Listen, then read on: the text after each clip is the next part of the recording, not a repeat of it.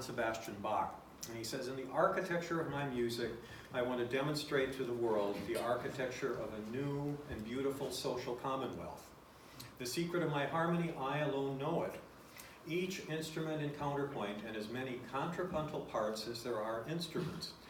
It's the enlightened self-discipline of the various parts, each voluntarily imposing on itself the limits of its individual freedom for the well-being of the community. That is my message. Not the autocracy of a single stubborn melody on the one hand, nor the anarchy of unchecked noise on the other. No, a delicate balance between the two, an enlightened freedom, the science of my art and the art of my science, the harmony of the stars in the heavens, and the yearning for brotherhood in the heart of man. This is the secret of my music. So I'd like to start with this prelude in C major. And what's the one book? There it is.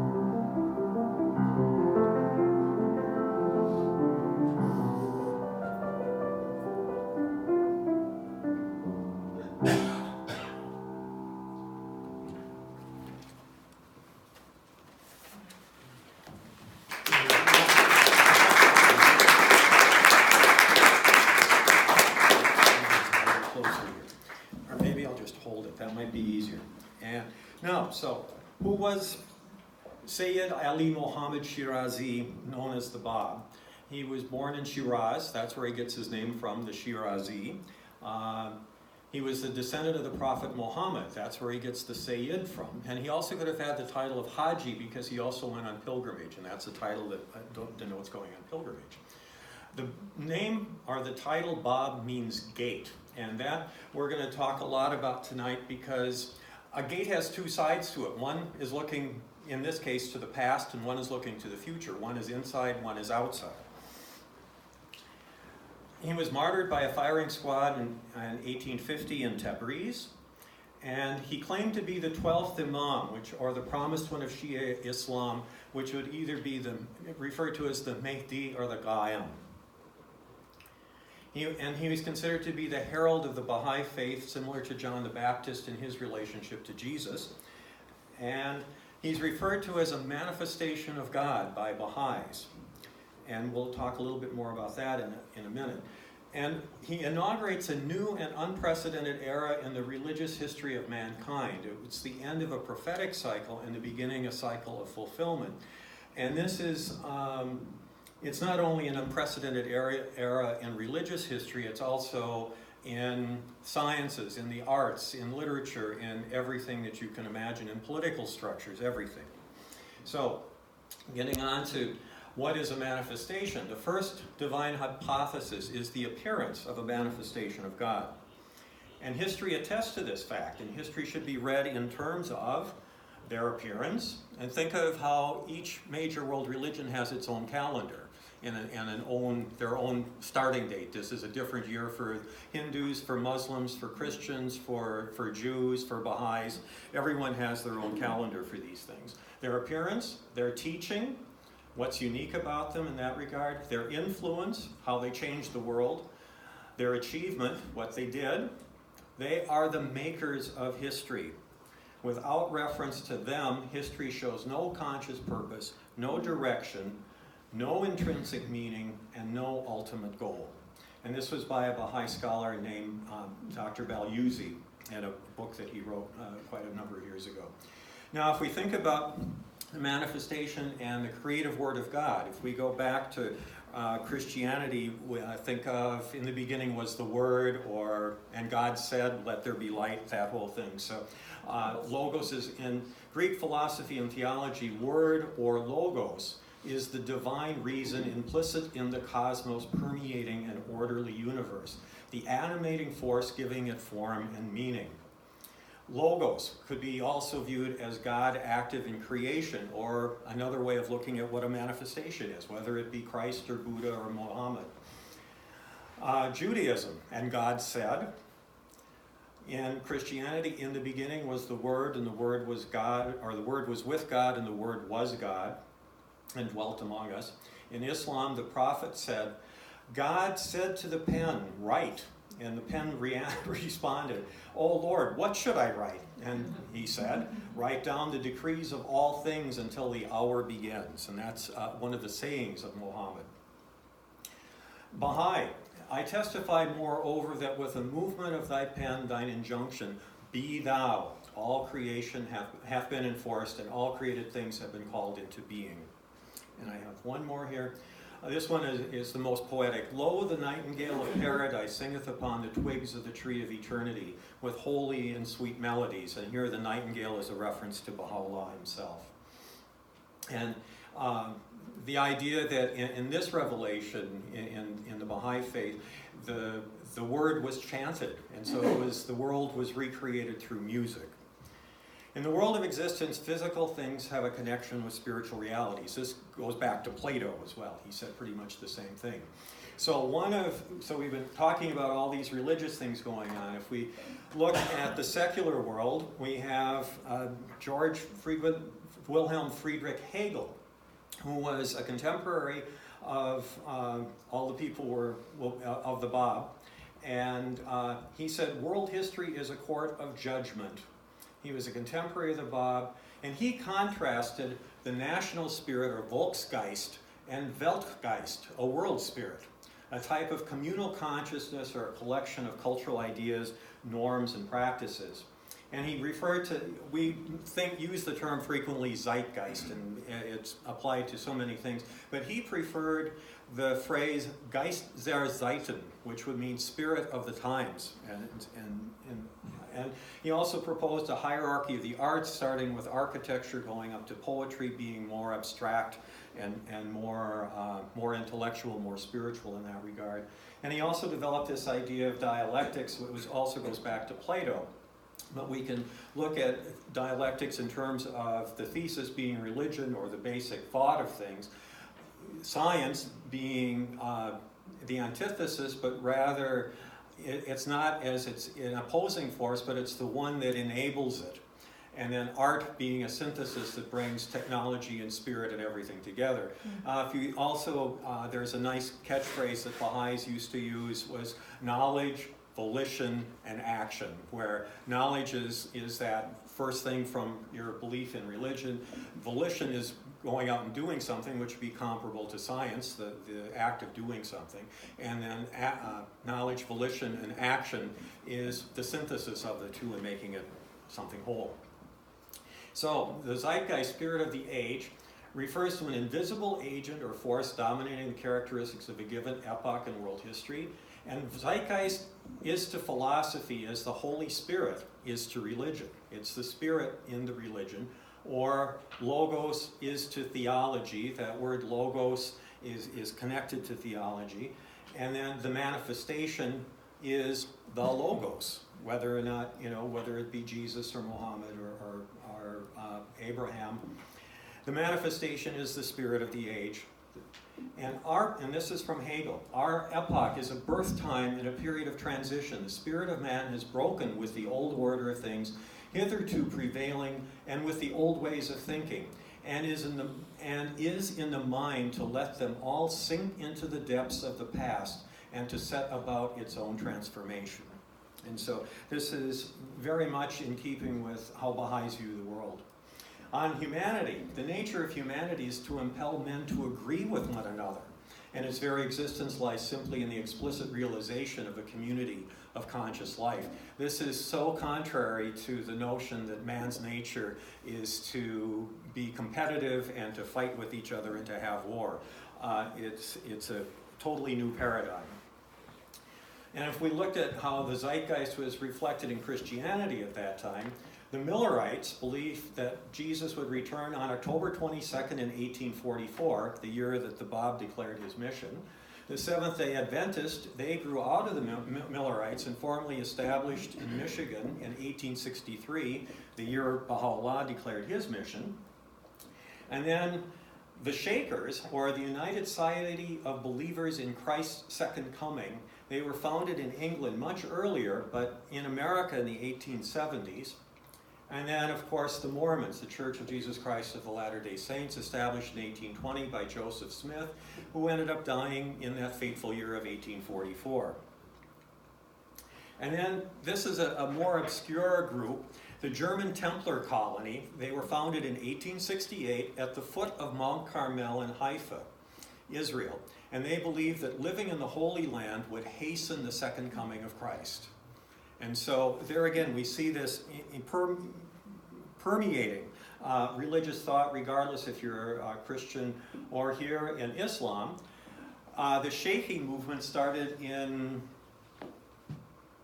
Iraq and Iran, I guess. And the Sheikh Ahmad was the first teacher. Sayyid Kazim was his teacher, was his student. And then the student of both of them was Mullah Hussein. And he was given the title Janabi Babul Bab, which means gate of the gate. And so that has some significance. And they believed in the messianic expectations of the 12-verse Shi'ism, which meant that they were, as I talked earlier, the return of the 12th Imam or the Ga'em or the Mahdi. They sought inner mystical knowledge, and hermeneutics was the art of understanding and making oneself understood. So they were not at all shy at walking into a mosque and expounding what they knew about this new religion. And they were charged with finding the promised 12th Imam, the Ga'em or the Mahdi. Now, how does the zeitgeist reflect in the arts? The anticipation and transition that occurred in Christianity and Islam was reflected in the arts as well as all disciplines. Both visual arts and music were caught in between epochs, like they're on each side of the gate. In music, new instruments were developed and improvements were made to old instruments, allowing for dramatic contrast in volume between very louds and very softs. Rhythm became a driving, unstoppable force. Another quote from Hegel that I forgot to include here is that he referred to history as like a steamroller or a carpet being unrolled. And so it's this sense of rhythm that we find in Beethoven, which we'll be hearing shortly, is definitely prevalent in him. Combinations of duple and triplet patterns and time signatures reflected the emancipation of women, because a duple time signature was a masculine one and a triplet one was a feminine one. And especially the composer Chopin found ways of combining those two in very unique ways, and we'll talk about that at the end of the program more. In visual arts, new pigments were developed, social commentary began to emerge, and I'll talk about that a little bit later too, because that is very significant. And design pushed the canons of tradition, and they created new forms. and depiction of women reflected their emancipation. And we'll talk about that later too.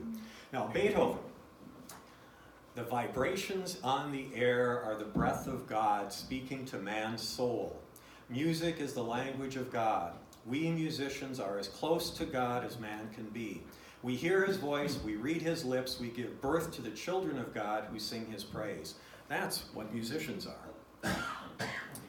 And he was also very mystical. Music is the wine which inspires one to new generative processes, and I am Bacchus, who presses out this glorious wine for mankind and makes them spiritually drunken.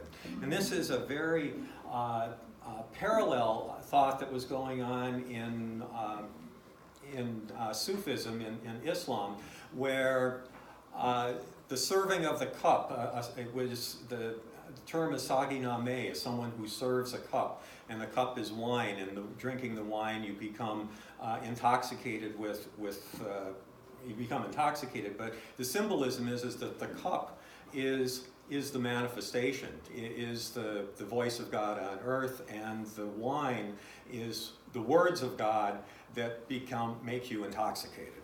So, and wine is an allegory. It's reference to use of wine in an allegorical sense, such as being the cause of spiritual ecstasy, but not only found in Revelation of Baha'u'llah, but also the Bible and the Quran and ancient Hindu traditions.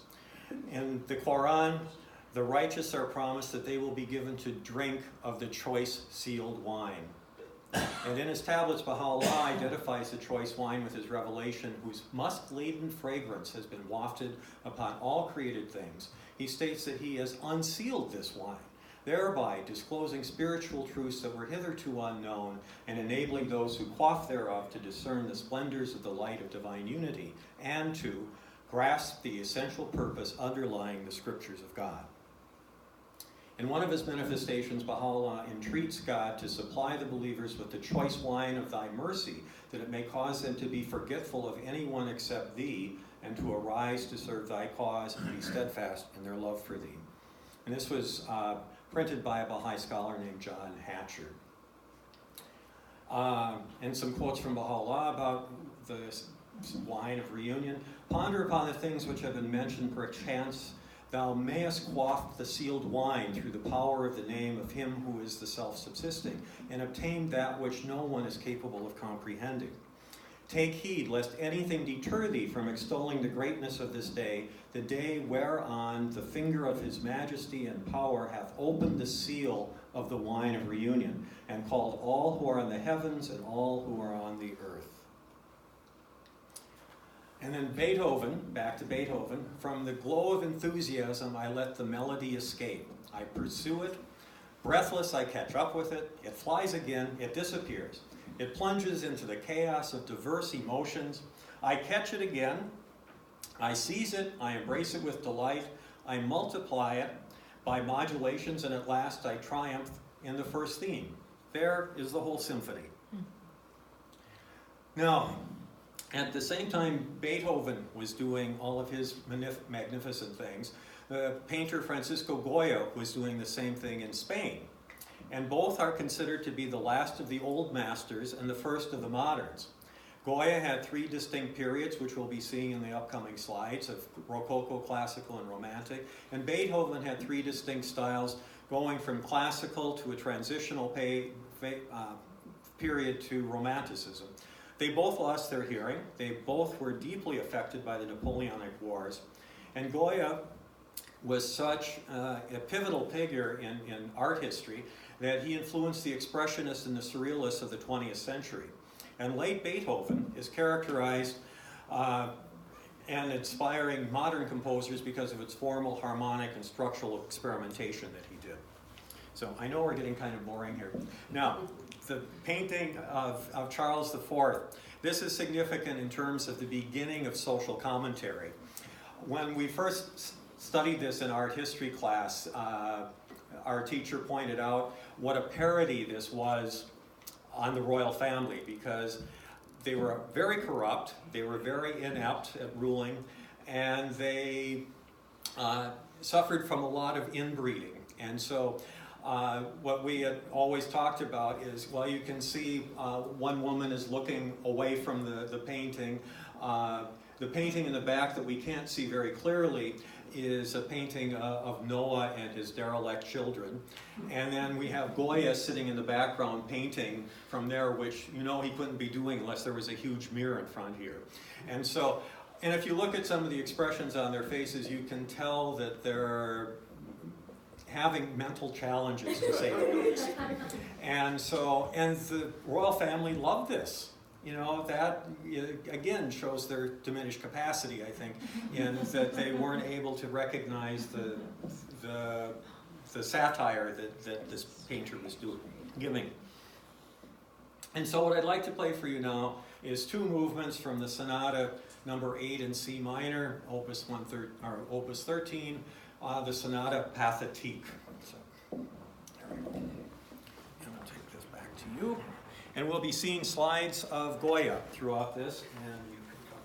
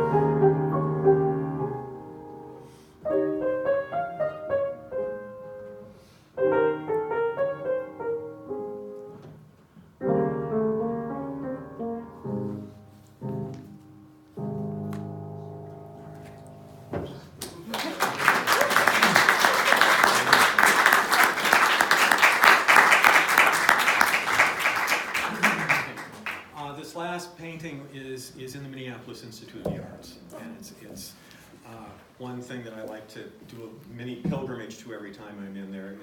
It's so evocative, it's so beautiful. The Colossus and the Giants, that was a reference, allegorical reference to Napoleon and overcoming and devouring everything in its path.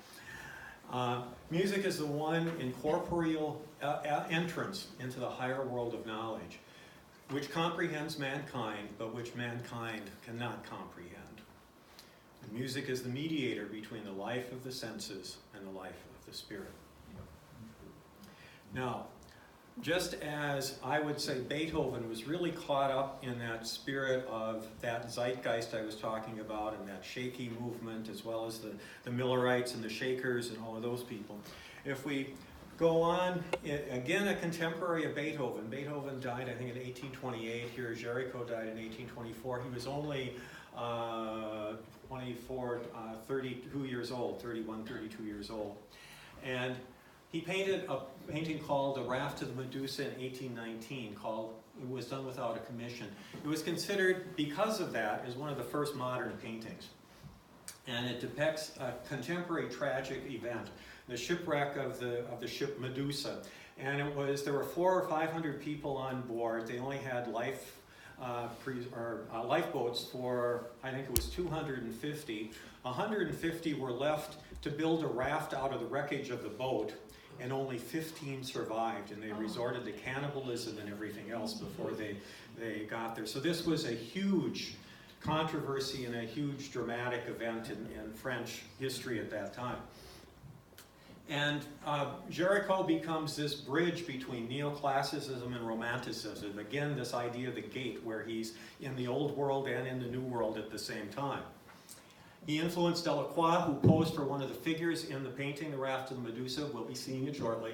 Classical depiction of the figures and underlying structure, that's the classical part of it, but the romantic thing is the theme with the addition of man versus nature, because he's got the scene here where the raft is practically being swallowed up by a wave on top of it. And then the center of political controversy was viewed as an indictment of the corrupt establishment, because this was allowed to happen.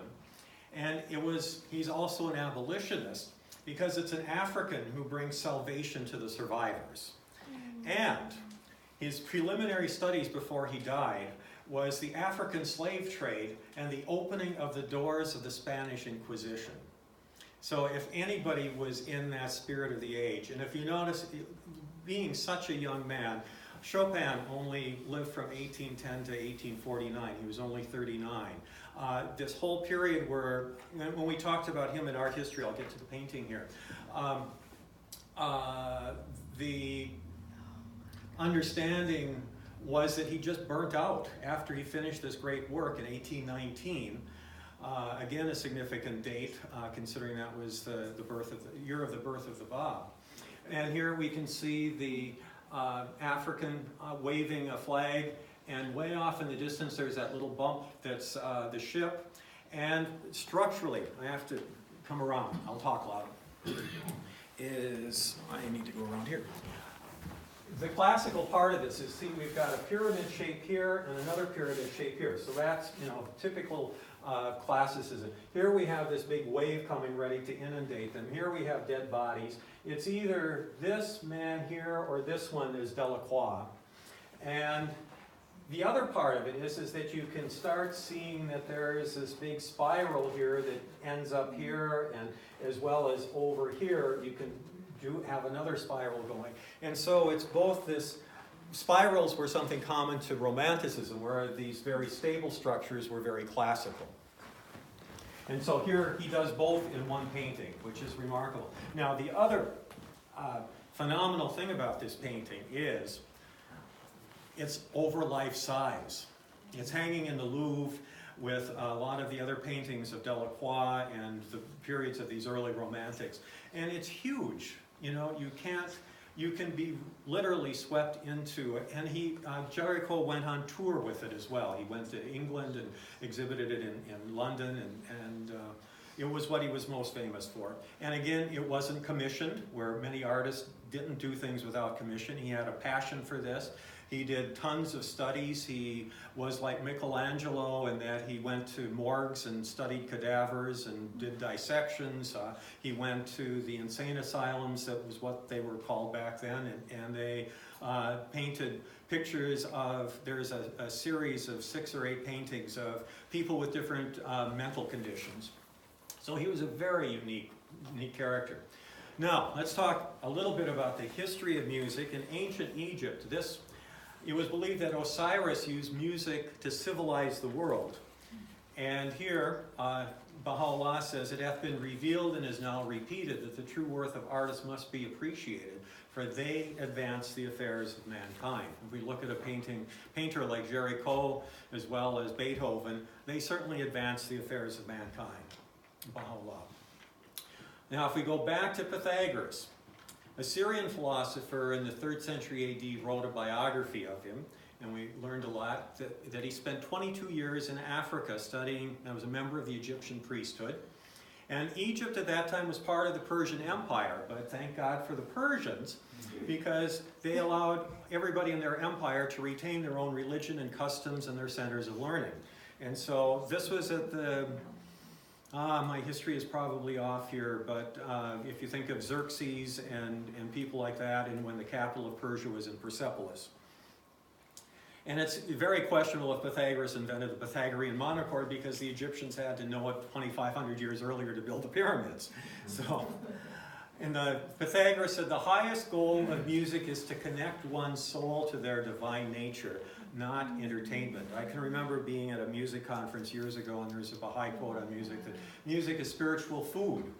And the presenter said, and why are we feeding ourselves junk food when the music we listen to? The Pythagorean monochord was an instrument he developed that it brought the basic building blocks through finding the mathematical relationships of all the intervals. And modes reflected different emotional states. Some were for religious things, some were for sad things like for funerals, some were for harvest festivals, some were for bacchanals, just enjoying life. And he said that geometry in the humming of the strings, there is music in the spacing of the spheres. And if you think back to that quote from Bach that we started with, the harmony of the stars in the heavens and the yearning for brotherhood in the heart of man. This idea of the spacing of the spheres, and we'll talk a little more about that. But these are the mathematical relationships of sound, regardless of what culture you're in.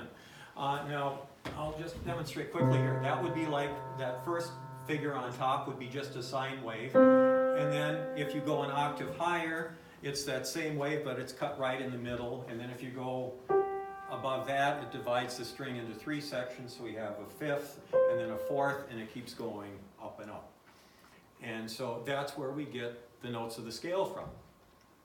And the notes of the scale, Dominus stood for God, or Do. Re stood for Gina Caeli, Queen of the Heavens. Mi stood for Microcosmos, the world of man. Fa stood for Fata, or fate. Sol stood for the sun of God, or the sun in the sky, Solis. La was Lactea, the Milky Way. And Sidera was the star systems, our entire universe. And then we return back to Do. And Leonard Bernstein talked about this whole overtone series in the 1970s at lectures at Harvard University. And he demonstrated that the science and the mathematics of it, and proposed that the overtone series was a model for the development of music in the West. And if we think of starting out with just that single note, that's how medieval plain chant started, when monks were chanting in monasteries, and then younger boys whose voices hadn't changed yet joined the monastery, so they started singing an octave higher. And then as they got more sophisticated, another couple hundred years, then they started adding an extra melody, a 5th above that. That would be, sometimes they would call it melismatic, where it would just be something that just kind of went on by itself.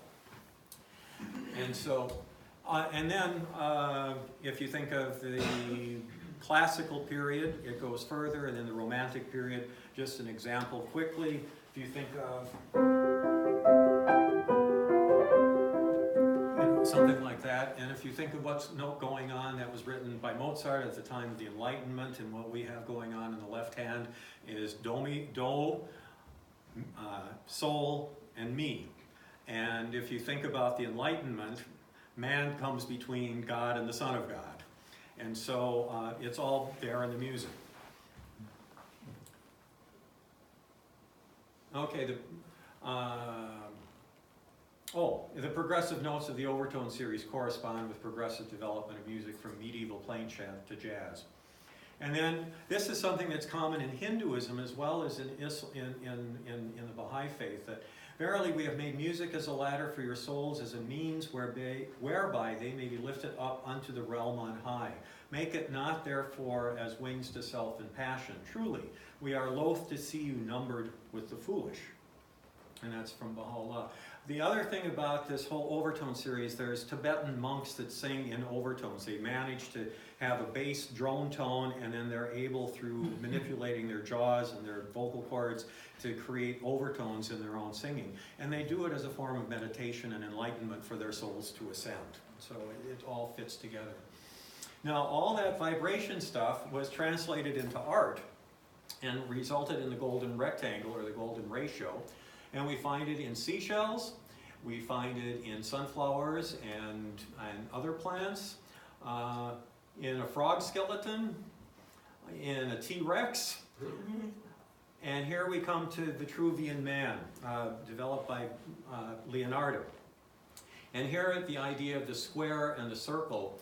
The square is the world of physical being, and the circle the spiritual being. And Beethoven had some of the same ideas of that. And Vitruvius was a 1st century BC Roman architect whose writings were published in the 15th century and obviously influenced Leonardo. The circle represents the divine, the infinite, the square, material, mundane. He combines mathematics, religion, philosophy, architecture, as well as his artistic skill. This was seen as like the riddle of the Sphinx among artists, because how could you fit a man into a circle and a square at the same time? And Leonardo was the first to really figure it out. The navel is the center of the circle. Head to toe is equals the arm span to create the square. From head to toe, and then horizontal arms. And then 4 fingers equals a palm, 4 palms equals a foot. The height is 6 feet or 24 palms. And so there was this mathematical relationship that corresponded with all of the overtone series and the vibration and so on. So the human face, the distance from the top of the head to the eyes is equal to the distance from the chin to the eyes. And so the eyes are basically right in the middle of the oval of the head. The ear is equal to the distance between the pupil and the bottom of the nose. The distance from the eyes to the nose is equal to the distance from the chin to the nose. And the nose width is equal to the inside of the eyelid. And the mouth is equal to the distance between the pupils. And so everything kind of fits into this mathematical relationship. And we find it cross-culturally here in Egyptian, Greek, Asian, Middle Eastern, Far Eastern, East Indian, and then European in the structure of churches. And so regardless of how diverse all of these architectural styles are, they still have an underlying relationship in that they're all reflecting sound. And then here, if we see it in sculpture and painting, and here in the Last Supper. And now, the fascinating thing about this is that I'm going to go back here for a second, sorry. One reason why when we look at these phenomenal works of art, like the Mona Lisa and the David, we see an idealized version of what we can be, because this is, the idealized form, and it reflects what we can aspire to and what we have potential to become. And so that's one thing about it, that we can, since we're all created in the image and likeness of God, when we see something like this that is so spectacular, we could aspire to that. And if we think about it, and back to the Logos and God said, the first thing he did was he said something. Light wasn't the first thing that existed. His voice was that called light into being. So it was vibration. And if you are an atheist and want to just think about the Big Bang, again, it's vibration that caused all creation to come into being. Now, Pythagoras, part of living in the in Egypt, part of the Persian Empire, we can see how the Persian Empire stretched around there. And the Persians we went up a slide here, didn't we? Okay. The Persian Empire included 49.4 million people, 44% of the world's population. And Xerxes was the one who torched Athens in 480 BC. And then we have Alexander the Great captured and torched Persepolis in 331 BC. They were getting even. And ended up rebuilding the Acropolis in Athens and ushered in the classical age of Greece.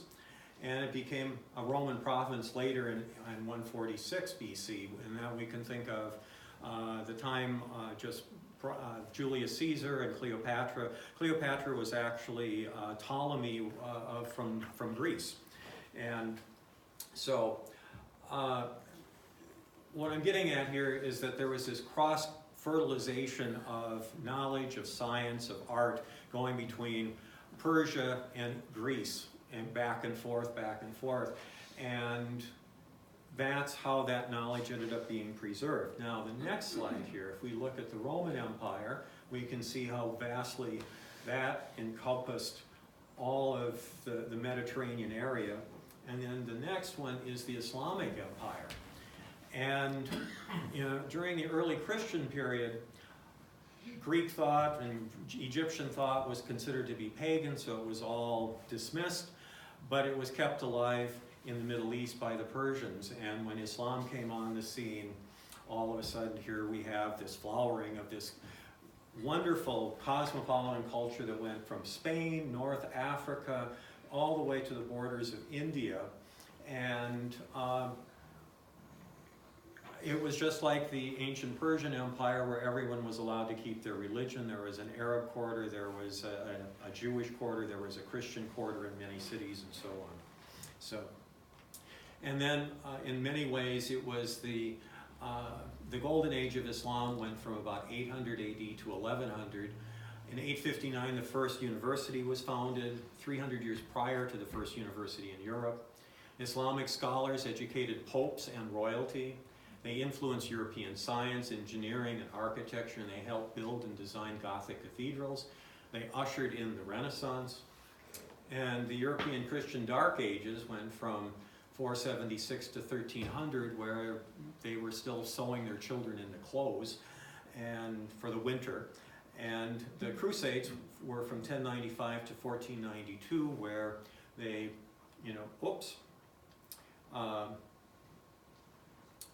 and then the Spanish Inquisition killed at least 300,000 people, and some people estimate millions, where the Spanish inquisitors came in and forced the Jews and the Muslim to convert or die or flee.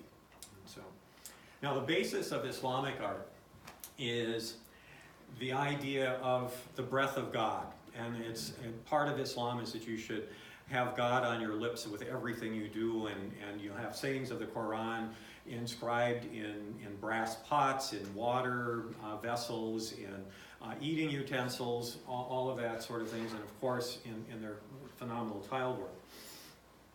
And so they developed an artistic style here, and a concept where you just start out with a simple square, twist it, invert the points in on itself, and then flip it over. And it has to do with the whole idea of the breath, of inhalation and exhalation. And if this is the floor plan of St. Peter's in Rome, and I keep thinking, what would a really alien person think walking into St. Peter's, the seat of Roman Catholicism, but yet the floor plan is an Islamic star? Yeah. And here's just a stained glass window. I don't know what church this is from. The dome of another church. And we're coming back to Bach. I'm not going to reread all of this, but think again of the harmony of the stars in the heavens. One thing I didn't mention is that overtone series and that mathematical relationship that is found in all living things is also in the distance between the sun and the planets. And so we can measure the distance between the sun and the planets as they progress out into space and see the same mathematical relationships that are in the overtone series. And so what I'd like to play for you now is the first movement from the Italian Concerto. And I'm sorry this is taking so long. There we go. And this is what, I'm missing the most important point here, I'm sorry. If you think about Bach's music, how mathematically pure it is, it's just very clean and precise no matter where you look at it. This is the kind of building that it probably would have been played at in Germany, where you have all this Baroque ornamentation just kind of tacked onto the structure of the building. But if we go on here, This is much closer to what Bach is doing structurally and mathematically in his music. And I'll go to the next slide here quickly, the next one here. There was a scientist in the 19th century that finally discovered or explored all of the possible crystalline structures that any matter could be in, and then he traveled to Persia and saw the Islamic tile patterns and saw that all the same things were there. And even though there is a prohibition against showing figures in Islamic art, and especially in mosques, all of life was there, because in the tile patterns, the crystalline structure of all created things was present. And so, anyway, we'll go back and we'll hear some Bach. And boom, boom, there. Okay.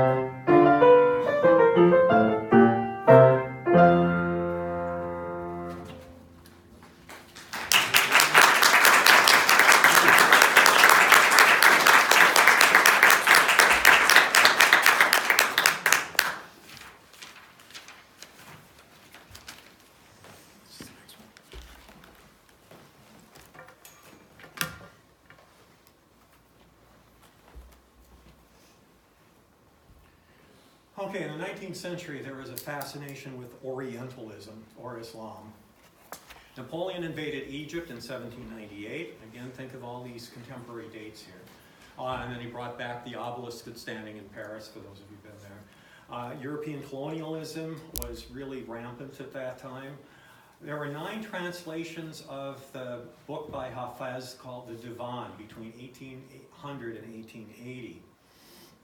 Goethe writes and publishes the East-West Divan in 1814 to 1819, again significant dates. Excerpts were put to music by Schubert, Schumann, and Mendelssohn. Delacroix paints scenes from Goethe, and Edward Fitzgerald translates the Rubaiyat of Omar Khayyam in 1859, and John Meadows Rodwell translates the Quran in 1861. An artist traveled to North Africa. Chopin, he represents both classicism and romanticism, much like I talked about Jerry Cole, where he's in both worlds. The classical world in terms of his form and romanticism in terms of his harmony. His birth was March 1st in 1810 in Poland. He began piano lessons the same year as the birth of the Bob. He died, he was only 39 when he died. His funeral was held at a church called La Madeleine, which is Mary Magdalene. And so there we have, I'm starting introducing the idea of the emancipation of women here very slowly. It was attended by over 3,000 people by invitation only. Franz Liszt and Victor Hugo were there. The Mozart Requiem was performed, and this is one of the most significant things. A special dispensation had to be gotten from either the Pope or the Archbishop to allow women to sing in the church, but it had to be from behind a veil or a curtain. But just the mere fact that women were allowed to sing in church was all of a sudden a huge, huge, huge thing. And the church was draped in black velvet, the outside with the initials FC embroidered in silver. He's buried in Père Lachaise Cemetery. His heart was removed, and he's buried back in Warsaw in the cathedral there. And the painter, Eugene Delacroix, was a pallbearer at his funeral. They were very close friends. Here is La Madeleine, the Church of Mary Magdalene, was commissioned by Napoleon. Design was influenced by a Roman temple in Nimes, France. It was dedicated in 1842. And note the similarity to the Bahá'í International Archives building. Again, it's basically a Greek temple. Now, Delacroix, close friend of Chopin, they would vacation together. He was a leader of French Romanticism, very much influenced by his friend Jerry Cole, typified by high drama and the exotic. He would paint women to anthropomorphize abstract principles such as liberty. And we'll be seeing a painting called Liberty Leading the People. In 1832, as part of a diplomatic mission, he traveled to Spain, Morocco, and Algeria. And this is the really significant thing. He, too, was very much fascinated with Islam. He was a guest of a Moorish family in Algeria, and he was allowed to paint the women without being veiled.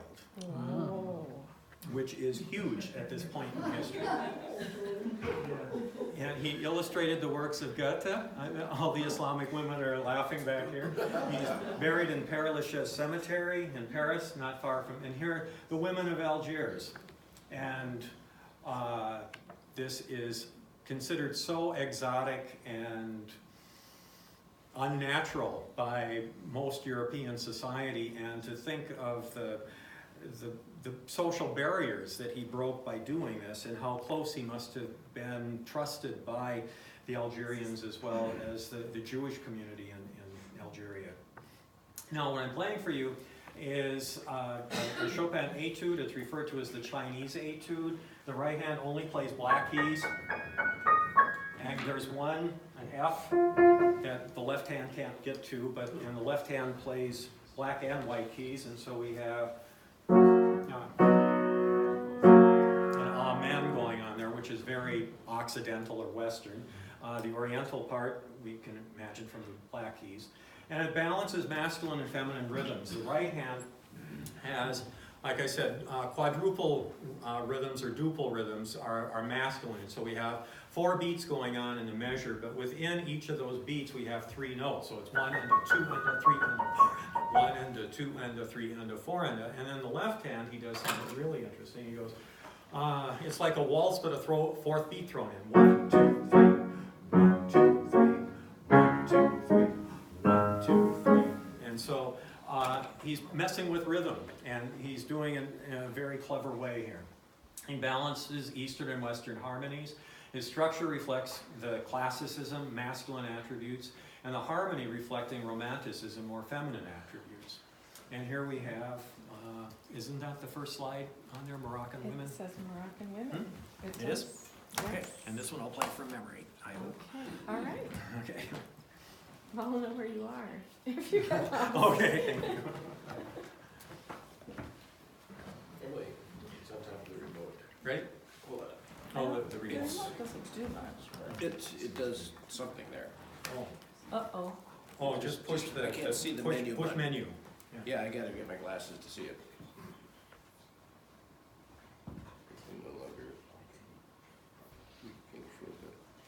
There we go. Got it. Ready? Okay, here we go.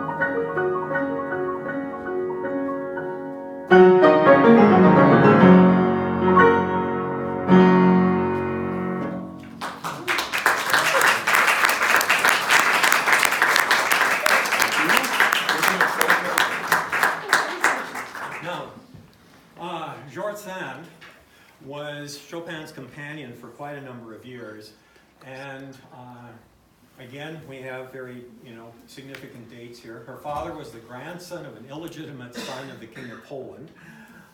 She wrote novels, and he had to use a man's name. She was Chopin's companion for 10 years, and one of the first feminists. She smoked cigars, and she dressed in men's clothes. And so there you see her dressed as a man smoking a cigar. And now if we look in what's happening in Persian culture and in the Mideast, we have a woman that Baha'is regard very highly as Tahereh, and her birth was in 1814 or 1817. She was martyred sometime in August in 1852. She was also known by the title Qurrat al-Ain, solace or consolation of the eyes. She was well educated in theology, jurisprudence, Persian literature, and poetry, which was extremely unusual for a woman at that time in Iran. She was a poet, and she became the first woman follower of the Bab in 1844 and the only female letter of the living, which was like the 12 apostles. Attended the conference of Badasht and removed her veil in 1848, which was considered the most outrageous thing, and people were ready to kill her on the spot. And she said, "You can kill me as soon as you like, but you cannot stop the emancipation of women." And that has been her battle cry, and what is, again, it's one of the fundamental teachings of the Bab, and we see it happening in painting, in music, in the actual what's going on with women, and not just abstractly. Now, there was another famous woman in Iran. Her name was Zainab. She, again, was a follower of the Bab. Her name means father's precious jewel or the fragrant flower. She cut her hair and dressed as a man, and she took the name Rustam Ali, meaning the strong champion. And she joined in the defense of the Babi community in Zanjan, Persia, and she reported to have commanded a platoon of 19 men. Can you imagine Persian men accepting a woman as their platoon leader? You know, this is totally, you know, again, the emancipation of women. And she was known for her fighting independently as needed. Uh-oh. There we go. Now, the last piece of music that I'm going to play is the Ballade No. 1 by Chopin. It creates a new musical form, the ballade, and again embodies both classicism and romanticism. It's written in a 6/4 meter, which means there's 6 beats in a measure, but he can divide that up into 3 groups of 2 or 2 groups of 3, and he'll do pretty much whatever he wants with it, and he'll do both at the same time even. It was inspired by the poetry of Adam Mickiewicz, where again we have an Islamic tie. The Islam, in the Moors and the Inquisition, the Spaniards, are used as a metaphor for the Russian invasion of Poland. And two contrasting universal themes, one fate and the other heroic and transcendental. One theme goes.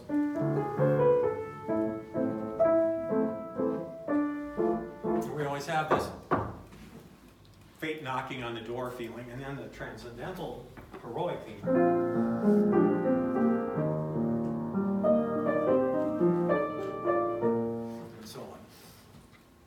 And that both appear 3 times in the piece. Now, the poetry that Adam Mickiewicz was considered to be the Homer of Poland. He was a very prolific writer, highly respected, somebody we've never heard of in the West for some reason.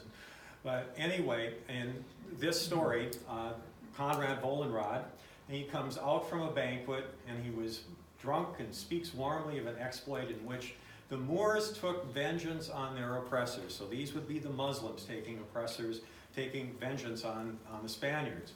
And by inflicting them in the course of hypocritical effusions with plague, leprosy, and the most ghastly diseases, which they themselves had voluntarily contracted beforehand. So when when the Spaniards came in, they ended up dying of the plague and leprosy and all these terrible diseases. To the stupefaction and horror of his fellow guest, Wallenrod gives it to be understood that he, the Pole, could also, if he would, breathe death upon his adversaries in a similar or fatal embrace. Again, talking about the Russian invasion of Poland at the time. Now here we have paintings by Delacroix. This is the Death of Sardanapalus. This again is an over life-size painting. There's this one salon in the Louvre in Paris where this and the Raft of the Medusa and a number of other monumental paintings are hanging. Liberty Leading the People, that we'll see later, is also there. So anyway, you've been an extremely wonderful audience here, and we have to go back one. There we are. And we'll hear the ballade.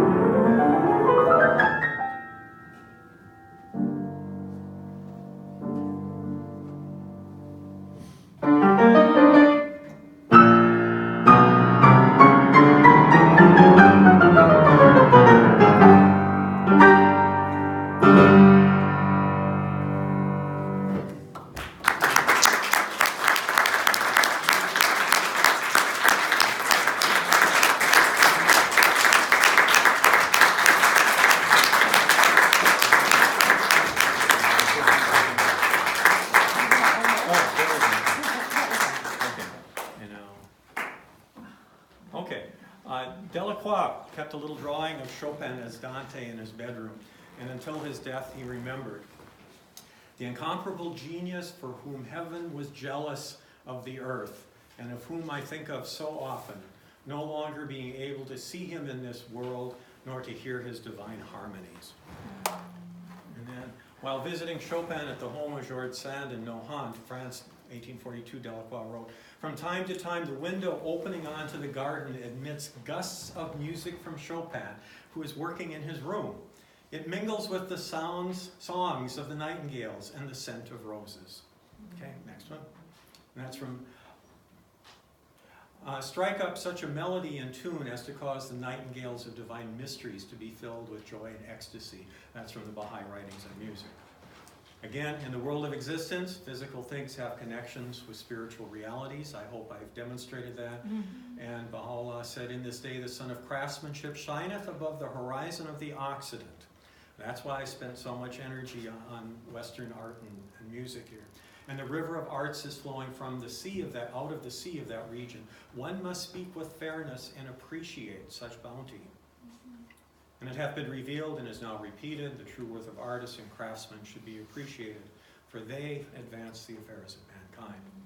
And the end. Thank you.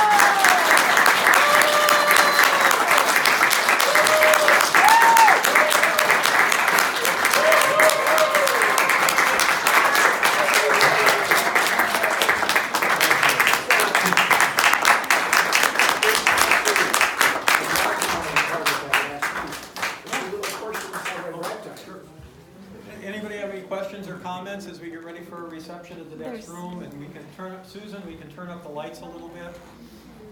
Thank you. Okay. Was that an actual picture of Zainab?